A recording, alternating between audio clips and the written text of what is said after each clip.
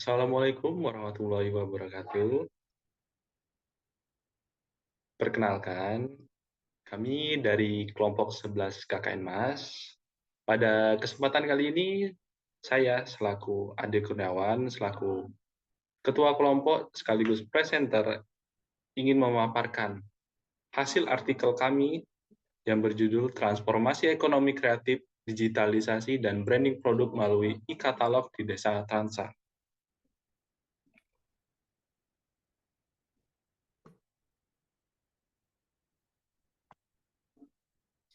Sebelum memulai pada pembahasan materi, saya memperkenalkan anggota kelompok kami. Yang pertama, saya sendiri Adi Kurniawan. Kedua, ada Angkasa Putra Mandala Guna. Ketiga, Nadia Lestari. Keempat, Halimah Sadiah. Kelima, Sita Karisma. Keenam, ada Evi Nur Latifah. Ketujuh, Hanifah Az-Zahra. Dan kedelapan, Yeni Yulianti Nurjannah. Sebelum kita masuk ke pokok pembahasan, saya akan memperkenalkan terlebih dahulu UMKM yang ada di Desa Trangsan, yang mayoritas dibagi menjadi 3 segmen. Yang pertama itu ada kerajinan rotan, yang di mana sebagian besar hampir 60% mayoritas penduduk Desa Trangsan terjun ke dalam dunia kerajinan rotan. Nah, di dalam 60% tersebut dibagi dua lagi, yang di mana ada berbasis produksi pabrik dan juga produksi home industry. Lalu yang kedua ada di bidang kuliner. Di bidang kuliner ini sebagian besar berfokus kepada makanan-makanan kecil yang berbentuk snack, yang di mana snack ini biasa disuguhkan di acara-acara seperti acara di balai desa, rapat, yasinan, dan lain sebagainya. Lalu yang ketiga, ada jasa las, yang di mana ini saling terhubung antara kerajinan dan jasa las, yang di mana jasa las menyediakan kerangka dan kerajinan rotan yang untuk eksekusinya. Alasan kami kelompok 11 ini melakukan branding produk karena branding memberikan identitas unik pada suatu produk, lalu packaging, logo, e-katalog, dan lain sebagainya. Nah, branding juga membuat pembeda antara produk yang satu dengan produk yang lainnya. Walaupun mereka sama-sama produknya sejenis, namun karena brandingnya itu berbeda-beda, maka terlihat mana yang lebih berkualitas dan juga tidak. Lalu yang ketiga itu meningkatkan nilai jual.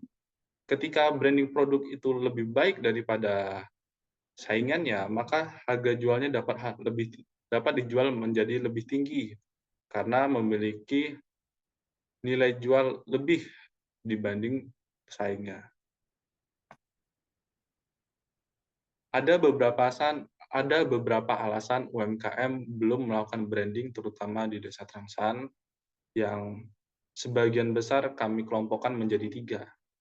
Yang pertama itu, banyak pemilik UMKM yang belum memahami manfaat branding, karena mereka mungkin memiliki basic pendidikan yang kurang memadai untuk melakukan branding. Lalu yang kedua juga, ada juga beberapa pemilik UMKM merasa branding tidak perlu karena sudah memiliki basis pelanggan yang stabil. Biasanya ini terjadi di usia-usia produsen yang sudah sepuh, bisa dibilang sudah sepuh, yang di mana orang-orang tua yang menjalankan produsen tersebut, mereka berpikir, untuk apa melakukan branding kalau saya sudah memiliki pelanggan tetap. Lalu yang ketiga, yang pasti terbatasnya sumber daya manusia dan waktu. Yang pasti biasanya UMKM ini hanya dijalankan oleh 1, 2, atau maksimal itu mungkin 10 orang dalam melakukan produksi. Nah, mereka tidak ada waktu untuk melakukan branding dan juga mereka tidak mempunyai kapasitas untuk melakukan branding.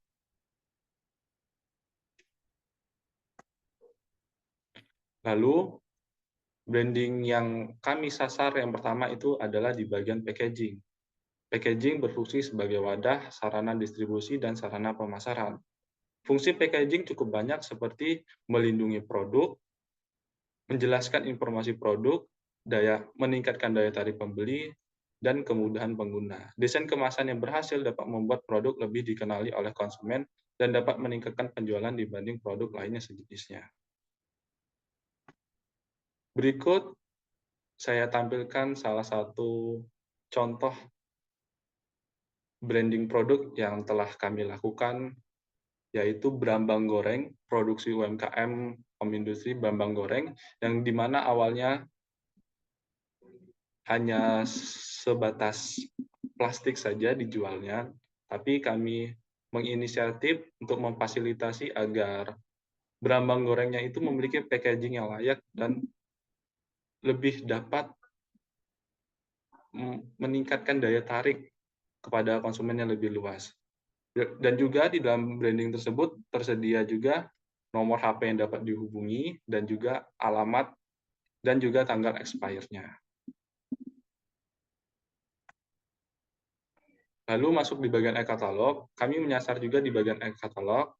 Nah, e-katalog ini adalah sistem informasi elektronik yang membuat daftar produk atau jasa yang ditawarkan oleh suatu individu, organisasi, atau perusahaan.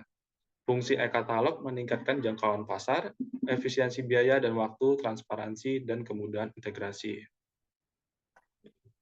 Nah, karena banyaknya manfaat yang telah dijelaskan tadi, kami dari kelompok 11 KKM Mas berinisiatif untuk membuatkan e-katalog digital yang ada di Desa Trangsang, terutama di bagian home industry. Nah, di dalam e-katalog tersebut, kami mencantumkan daftar harga produk, alamat, spesifikasi produk, dan nomor yang bisa dihubungin. Berikut adalah contoh e-katalog yang telah berhasil kami buat, mulai dari foto produk, alamat, semuanya sudah dapat diakses melalui link yang telah tersedia di bawah ini. Nah, jika ada konsumen yang ingin memesan, mungkin bisa langsung mengklik link yang sudah ada dan akan langsung bertemu dengan produsen atau pembuatnya langsung, tanpa harus bertemu dengan pihak ketiga. Jadi kami memfasilitasi di dalam e-katalog ini untuk mengurangi batas atau hambatan yang terjadi antara pihak pembeli dan penjual. Kami memfasilitasi agar pembeli dapat langsung bertemu dengan produsen sehingga harga yang didapatkan lebih murah dan juga tidak ada markup yang terjadi di antara pihak ketiganya. Program kerja UMKM ini kami melakukan branding melalui packaging dan e-katalog dengan harapan agar para produsen dapat meningkatkan daya tarik produknya lebih kepada masyarakat sehingga dapat mengait masyarakat lebih luas untuk mengenal produknya lebih lanjut. Dan juga di dalam e-katalog ini bukan hanya di Desa Trangsan saja yang dapat mengakses dan mengenal produk, tapi juga masyarakat yang di luar Desa Trangsan dapat membeli produk tersebut secara online. Ini dapat membantu membangun reputasi yang kuat dan hubungan yang lebih baik dengan konsumen, agar produsen lebih dapat berkembang untuk ke depannya.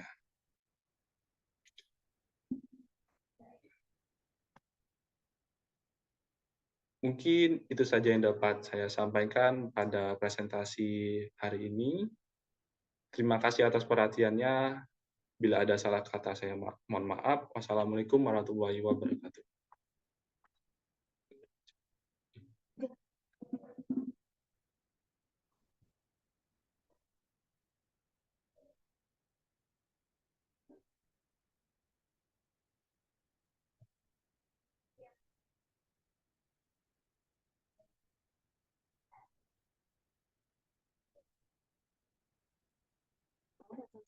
Stop.